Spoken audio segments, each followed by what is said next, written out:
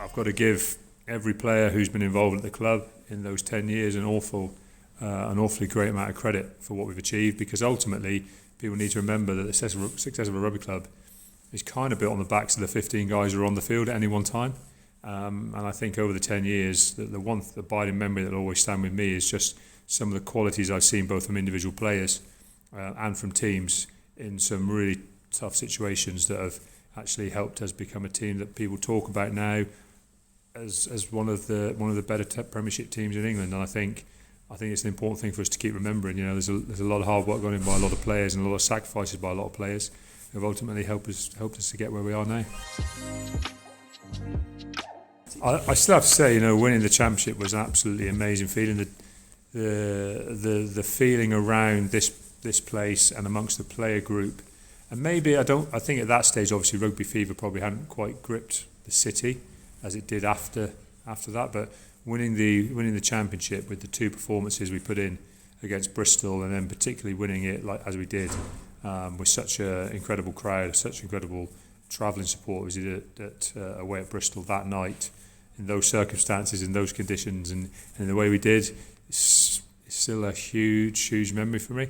Obviously, you know, ending up after that such a long game, beating Wasps in extra time, it probably tops and tails it really, because obviously, actually, whatever anybody said on any other day, there was a time when Exeter Chiefs were the number one in the country, and if someone had said to me when I was kind of playing at the county ground that one day I'd be involved in Exeter Chiefs and on that given day we'd be the best team in the Premiership, I probably would have thought you a bit crazy at the time. But I say when you're part of the journey, it's been something that, you know, to see it develop and then finally crown it on any given day has been fantastic.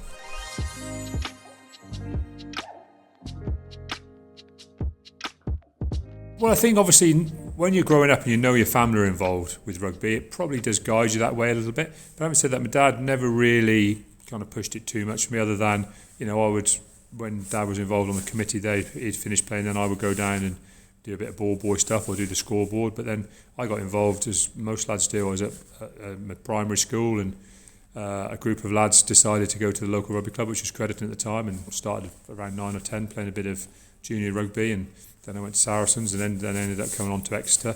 And really, I suppose I may have got into it because I was kind of used to the rugby environment with following my dad, etc. at Exeter. But then I caught the bug, like some guys do, because there's nothing better than being involved in team sport and being part of a team and sharing the highs and lows together, and the kind of thing, the kind of camaraderie it brings. And once you kind of get hooked on rugby, it does hook you, and that's probably what happened to me. And then I've been very fortunate that I've been able to fulfil most of what I would like to fulfil at my hometown club. It's, you know, I feel fantastically grateful and just fantastically honoured that I've been able to take part in so many of the big days this rugby club have had.